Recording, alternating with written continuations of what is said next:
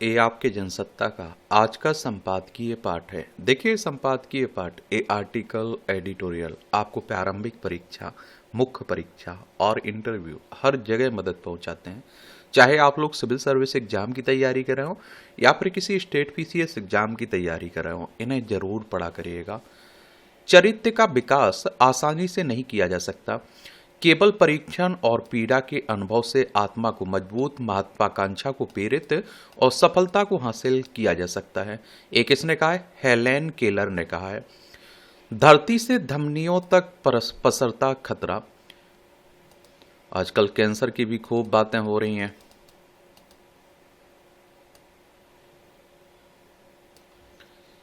ये भारत में कैंसर के बढ़ते मामलों के पीछे जागरूकता और सख्त नियमन की कमी तथा हर स्तर पर बढ़ती जा रही अनदेखी जिम्मेदार है। सामान्यतः एक भारतीय जो भोजन ग्रहण करता है उसकी सटीक जांच की ना तो कोई फिक्र है और ना ही कोई ऐसी व्यवस्था उसके आसपास मौजूद है जिससे वह आसानी से भोजन में छिपे जहर की पड़ताल कर सके। जांच का जिम्मा जिन एजेंसियों पर है उनकी थोड़ी बहुत सक्रियता होली और दिवाली जैसे त्योहारों पर दिखती है। और इसका नतीजा क्या है? यह हाल में बेंगलोर स्थित गट हेल्थ स्टार्टअप माइक्रोबायोटिक्स के कराए गए शोध में सामने आया है और देश के 9 राज्यों और 14 शहरों कि 200 शहरी भारतीयों के रक्त नमूनों के विश्लेषण में पाया गया कि 78% लोग कीटनाशक अवशेषों के संपर्क में हैं। अध्ययन में शामिल लोगों में से 36% में 3 या अधिक कीटनाशकों का मिश्रित असर देखा गया, जो गंभीर स्वास्थ्य जोखिमों की ओर संकेत करता है। विषाक्त पदार्थ भूजल और वायु प्रदूषण के रास्ते शरीर में प्रवेश कर रहे हैं। जांच के बाद आई रिपोर्ट में कहा गया कि 54% नमूनों में एंटीबायोटिक्स और 39% में स्टेरॉयड पाए गए हैं। यह हार्मोन के असंतुलन और कैंसर जोखिम बढ़ा सकता है। कुछ रसायन जो नॉन स्टिक बर्तनों में भी उपयोग होते हैं वे कैंसर, वांछपन, थायराइड और यकृत में गंभीर बीमारियों के लिए मुख्य रूप से जिम्मेदार हैं। सवाल है कि आखिर फसल उत्पादन, हमारे खान पान और रोजमर्रा की जिंदगी में कीटनाशकों के बढ़ते इस्तेमाल की वजह क्या है? आखिर इन पर वैसी रोक क्यों नहीं लग पा रही है जैसी विकसित देशों में लगाई जाती है? आज तक किसानों को इस बारे में जानकारी नहीं दी गई कि किसी फसल पर कितनी मात्रा में कीटनाशकों का छिड़काव किया जाना चाहिए। सिर्फ किसान ही नहीं, वितरक यानी आड़तीय भी फलों सब्जियों को सुरक्षित करने के लिए कीटनाशकों का इस्तेमाल करते हैं। सवाल है कि क्या हमारी सरकार आम जनता का हित देखना चाहती है या नहीं? इसका जवाब लोगों की जागरूकता में छिपा है। यदि लोग खुद इन कीटनाशकों के इस्तेमाल के प्रति जागरूक होंगे और वे इस पर सवाल उठाएंगे तो सरकार इनके इस्तेमाल की नीति बनाने के लिए बाध्य होगी। बाह्य संक्रमणों और कीटों से निपटना पहले भी चुनौती थी, आज भी बड़ी चुनौती है। ये समस्या है। इस तस्वीर में महज इतना फर्क आया कि आज हमारे पास विकसित किए गए कीटनाशक वे रसायन हैं जो इन कीटों और संक्रमण से हमें काफी हद तक निजात दिलाते हैं। आम धारणा यह है कि ये हमें कई दिक्कतों से बचाते हैं, लेकिन शोध साबित करते हैं कि मक्खी, मच्छर, फफूंद या बैक्टीरिया से बचने की यह कोशिश हमें रसायन जनित कैंसर, दूसरी गंभीर बीमारियों की जद में ले जा रही है। मामला सिर्फ खाद्य पदार्थों में मिलाए जाने वाले खतरनाक रासायनिक तत्व का नहीं है, बल्कि उन चीजों का भी है जो संक्रमण रोकने और कीट रोधी के तौर पर इस्तेमाल किए जा रहे हैं। खेतों में कीटनाशकों ने से फसलें सुरक्षित रहती हैं। घरों में रासायनिक दवाएं दीमक, तिलचट्टों और मक्खी मच्छरों से हमें सुरक्षा प्रदान करती हैं। और आप देखिए घरेलू कीटनाशकों का तो यह कहकर जोर शोर से प्रचार किया जाता है कि कम या ज्यादा मच्छर होने पर इनका असर भी मन चाहे ढंग से घटाया या बढ़ाया जा सकता है। मगर कीटनाशकों का अंधाधुंध प्रचलन हमारी सेहत की बलि ले रहा है। और खेत खलियान हो या फिर आप देखते हैं कि घर, हमें हर जगह कीटनाशकों के इस्तेमाल की सलाह दी जा रही है, पर यह कोई नहीं बता रहा कि कितनी मात्रा तक इनका इस्तेमाल सुरक्षित है। और आप देखेंगे इसमें खतरनाक रसायन 2 तरीकों से हम तक पहुंच रहे हैं। और अव्वल तो मक्खी, मच्छर और तिलचट्टों के रोकने के लिए हम खुद इनका इस्तेमाल करते हैं। दूसरे, खेतों में फसलों पर छिड़के जाने वाले कीटनाशकों के अंश फल, सब्जियों और अनाजों के जरिए हम तक पहुंचते हैं। अब चाहे कोई मौसम हो, शहरों कस्बों में हर तरह के मच्छर प्रतिरोधी रसायनों की बिक्री धड़ल्ले से हो रही है। इसमें कस्बों और शहरों से मच्छरदानियां तकरीबन गायब हो गई हैं और बिजली से चलने वाले मच्छर भगाने वाले उपकरण तेजी से प्रचलन में आए हैं। मगर कोई यह देखने की जहमत नहीं उठा रहा कि इनका इस्तेमाल स्वास्थ्य पर विपरीत प्रभाव तो नहीं छोड़ रहा है। लोग पूरी रात मच्छरों के प्रकोप से बचते हुए आराम से सोने के बावजूद आंखों में जलन, सुस्ती, चक्कर आदि की शिकायत करते हैं, लेकिन यह बात उनके जहन में नहीं आती कि वो कहीं इसके पीछे ज्यादा असर वाला यह रसायन तो नहीं है। कीटनाशकों की इस घेराबंदी का दूसरा छोर खेतों में सब फल, सब्जियों और अनाजों को कीटों से बचाने वाले रसायनों के छिड़काव से जुड़ा है।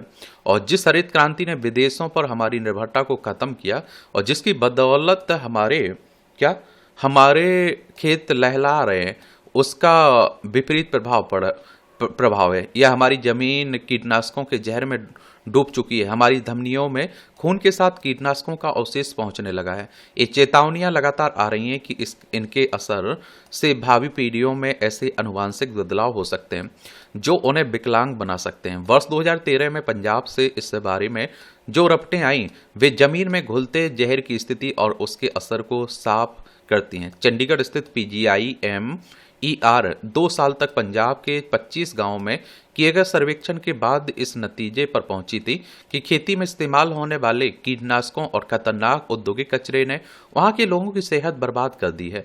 खून के नमूनों के आधार पर यह निष्कर्ष निकाला गया कि जिन लोगों के नमूने लिए गए उनमें से 65% लोगों के गुणसूत्र में बदलाव की शुरुआत हो चुकी है।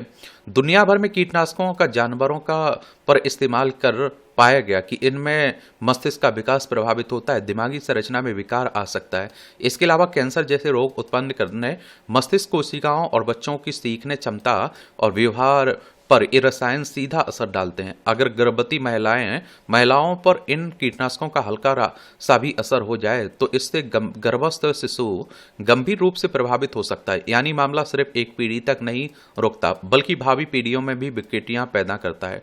कीटनाशकों के बचे अवशेषों की अधिकतम सीमा तय करना इसी समस्या के समाधान का एक रास्ता है और MRL यानी अधिकतम अवशेष सीमा असल में कीटनाशकों की बची हुई वह मात्रा है जो उपचारित किए जाने के बाद भी दूध, सब्जियों, फलों, अनाजों और मांस में बची रहती है। विशेषज्ञ कहते हैं कि अनाजों और फल सब्जियों में यह मात्रा इतनी रहनी चाहिए कि मनुष्य के स्वास्थ्य पर प्रतिकूल असर न पड़े। इस तरह से MRL कीटनाशकों के अंधाधुंध और गलत प्रयोग पर बंदिश लगाने वाली पहली शर्त है। लेकिन फसलों को बाजार में ले जाने की जल्दी में क्या कोई इसका ध्यान रखता होगा? बाकी आप लोग क्या सोचते हैं, अपनी राय बता सकते हैं आप लोग। और हम लोग तो इतना जागरूक हैं, आपने देखा होगा समाज में कि गुटखे और तंबाकू पर, सिगरेट, बीड़ी पर लिखा रहता है कि इससे कैंसर होता है। लोग फिर भी धड़ल्ले से पीते हैं, धड़ल्ले से खाते हैं। संतुलन के सूत्र, ये आप देखिए, आज के भागदौड़ भरे जीवन में संतुलन की अवधारणा एक ऐसी कुंजी बन गई जो हर सफलता का द्वार खोलती है। प्राचीन काल से ही भारतीय दर्शन में संतुलन को जीवन का मूल मंत्र माना गया। आधुनिक संदर्भ में यह और भी प्रासंगिक हो गया है, जहां कैरियर की दौड़, पारिवारिक जिम्मेदारियां, स्वास्थ्य और आध्यात्मिकता के बीच तालमेल बैठाना चुनौतीपूर्ण हो गया है। अगर जीवन का तराजू एक तरफ झुक जाए, चाहे वह काम की अधिकता हो, सुख सुविधाओं की लालसा हो या भावनाओं का अतिरेक, तो व्यक्ति निश्चित रूप से गिरावट की ओर बढ़ता है। दरअसल जीवन को एक साइकिल की तरह समझने की जरूरत है। साइकिल चलाते समय अगर कोई एक तरफ अधिक झुक जाए तो संतुलन बिगड़ जाता है और गिरना निश्चित है। ठीक वैसे ही मानव जीवन में 4 प्रमुख आयाम हैं: शारीरिक, मानसिक, भावनात्मक और आध्यात्मिक। इनमें से किसी एक पर अधिक झुकाव समग्र संतुलन को भंग कर देता है। मसलन कॉर्पोरेट जगत में कामकाजी पेशेवर अक्सर 12-14 घंटे की ड्यूटी निभाते हैं और जिससे पारिवारिक जीवन उपेक्षित हो जाता है। नतीजतन तनाव, हृदय रोग, पारिवारिक विघटन होता है। विश्व स्वास्थ्य संगठन के अनुसार भारत में कार्यस्थल पर तनाव से प्रतिवर्ष लाखों लोग प्रभावित होते हैं। संतुलन का अभाव ही इसकी जड़ है। WHO की बात करें तो वर्ल्ड हेल्थ ऑर्गेनाइजेशन की बात हो रही है। 7 अप्रैल 1948 में स्थापना हुई थी। 7 अप्रैल को आप लोग विश्व स्वास्थ्य दिवस मनाते हैं। जेनेवा, स्विट्जरलैंड में इसका हेडक्वार्टर देखने को मिलेगा। और इस तरह झुकाव का सबसे बड़ा खतरा आर्थिक लालसा है। आज का उपभोक्तावादी समाज हमें लगातार अधिक कमाने, अधिक खर्च करने के लिए उकसाता है। भारत जैसे देश में जहां परंपरागत रूप से संयम और संतोष की संस्कृति रही है, आधुनिकता ने इस संतुलन को तोड़ा है। संतुलित अर्थव्यवस्था ही स्थायी समृद्धि लाती है। एक अध्ययन के मुताबिक जो लोग आय का 50% खर्च, 30% बचत और 20% निवेश पर केंद्रित रहते हैं, वे दीर्घकालिक रूप से सुखी रहते हैं। स्वास्थ्य के क्षेत्र में भी संतुलन का महत्व अतुलनीय है। एक तरफ जंक फूड और अव्यवस्थित जीवन शैली, दूसरी तरफ अत्यधिक उपवास या व्यायाम। सरकारी आंकड़ों से पता चलता है कि मधुमेह और रक्तचाप के 70% मामले असंतुलित आहार से जुड़े हैं। दैनिक जीवन में आधा घंटे पैदल चलना, संतुलित भोजन और 7-8 घंटे की नींद, ये छोटे कदम बड़े नुकसान से बचाते हैं। अगर हमें व्यायाम में अधिक झुकते हैं तो चोट लगती है और अपेक्षा करते हैं तो रोग। संतुलन ही स्वास्थ्य का मूल सूत्र है। मानसिक संतुलन के बिना जीवन की कल्पना भी कठिन है। शिक्षा और कैरियर की दौड़ में विद्यार्थी रात रात भर जागकर पढ़ते हैं, लेकिन ध्यान और विश्राम भूल जाते हैं। विश्वविद्यालयों के विद्यार्थियों में अवसाद के मामले बढ़ रहे हैं।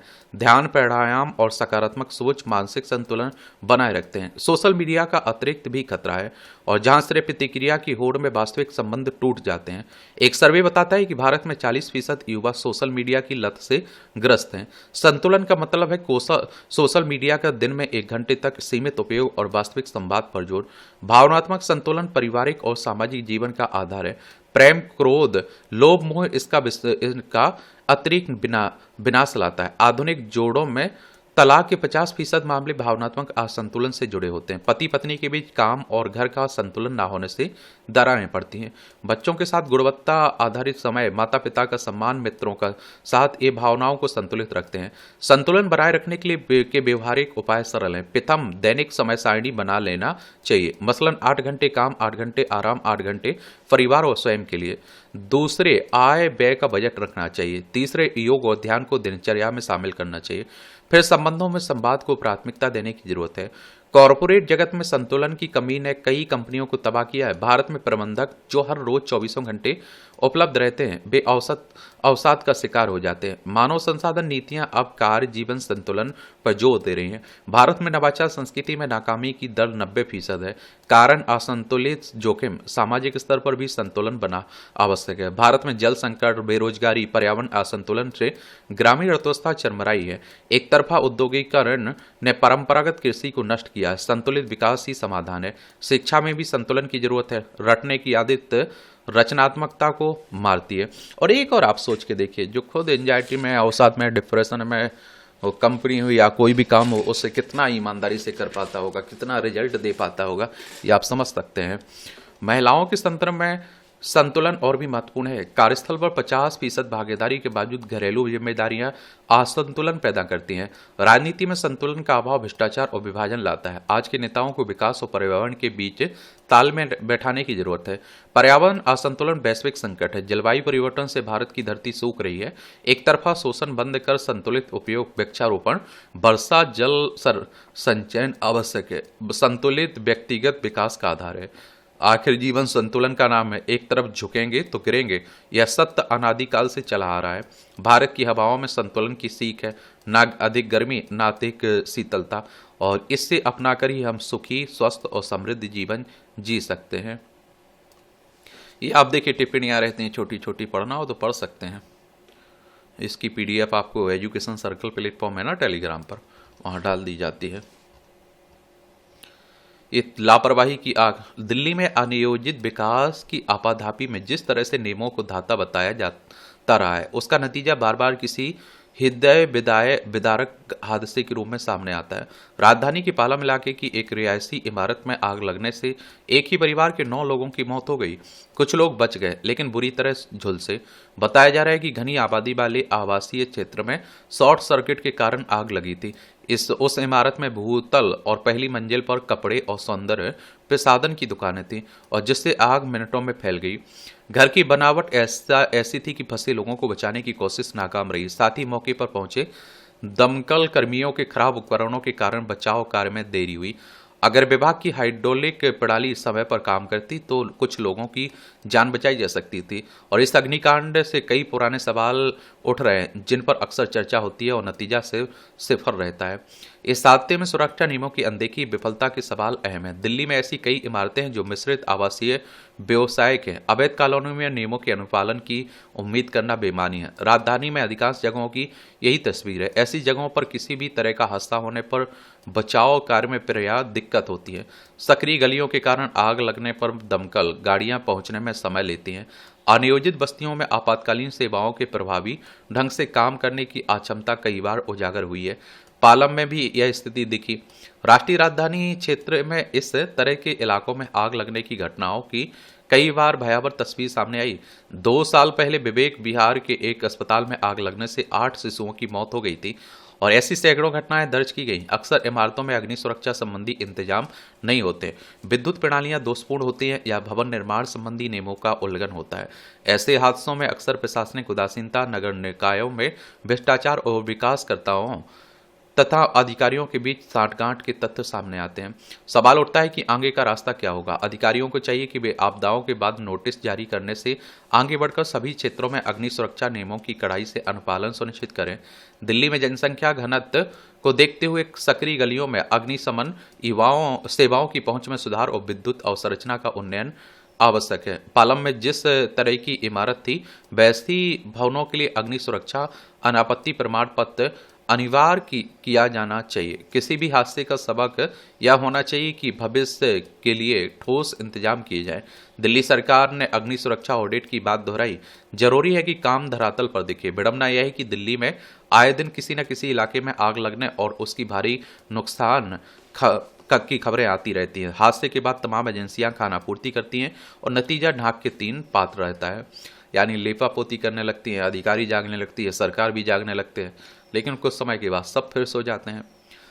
सुरक्षा के सवाल। भारत में इलेक्ट्रिक वाहनों को प्राथमिकता दी जा रही है। इसका उद्देश्य यही है कि बढ़ते वायु प्रदूषण का मुकाबला किया जाए और पेट्रोल डीजल पर निर्भरता भी कम हो। इसलिए सार्वजनिक परिवहन में बड़ी संख्या में इलेक्ट्रिक बसों को शामिल किया जा रहा है। कम खर्च में चलते और एक बेहतर विकल्प होने के कारण भी लोग ऐसे वाहनों को धीरे धीरे अपनाने लगे हैं। मगर इस बात से इनकार नहीं है किया जा सकता है कि नई तकनीक के जहां फायदे होते हैं वहीं इसमें कई स्तरों पर जोखिम भी छिपे रहते हैं। बिजली से चलने वाले वाहनों में तकनीकी गड़बड़ियां, आग लगने की घटनाओं से अब कई सवाल उठने लगे हैं। इंदौर में बुधवार तड़के एक इलेक्ट्रिक कार को चार्ज किए जाने के दौरान धमाके के बाद इमारत में आग लगने से 8 लोगों की मौत की घटना से ने सचेत किया कि क्या ये वाहन सुरक्षित हैं। गौरतलब है कि मकान के बाहर कार को चार्ज किए जाने के दौरान चार्जिंग पॉइंट में विस्फोट हुआ। इसके बाद आग की लपटों ने पूरे घर को अपनी चपेट में ले लिया।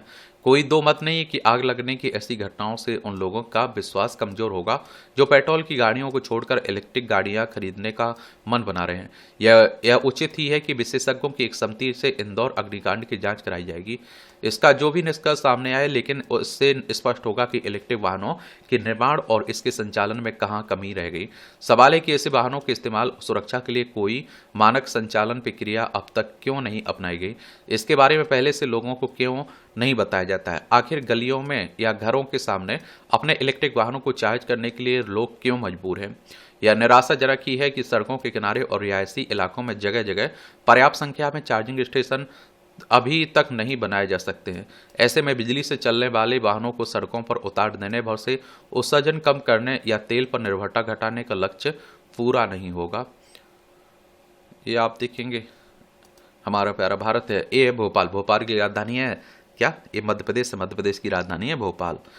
1 नवंबर 1956 में से राज्य बनाया गया था। इसकी सीमा उत्तर प्रदेश, राजस्थान, गुजरात, महाराष्ट्र, छत्तीसगढ़ से लगती। विधानसभा में 230 सीट है, राज्यसभा में 11 सीट है, लोकसभा में 29 सीटें हैं। मोहन यादव यहाँ के मुख्यमंत्री देखने को मिलेंगे। और इंदौर स्वच्छता के मामले में टॉप पर रहा है, लेकिन वहाँ दूषित कांड जो पानी का हुआ, जहरीला पानी पीने से लोगों की मौत हुई, फिर आप देखते हैं इस तरह की घटना हुई, तो इंदौर उस कारण भी खूब चर्चा में बना हुआ है। ये दिल्ली है, राजधानी हमारी, राष्ट्रीय राजधानी, केंद्र शासित प्रदेश है। और विधानसभा में 70 सीटें हैं, राज्यसभा में 3 सीटें हैं, लोकसभा में 7 सीटें हैं। और रेखा गुप्ता यहाँ की मुख्यमंत्री देखने को मिलेंगी। अब आपका कोई सवाल हो, सुझाव हो तो जरूर बता सकते हैं। और इस तरह से आपका जो संपादकीय पाठ है उसकी कहानी कवर भी होती है। धन्यवाद।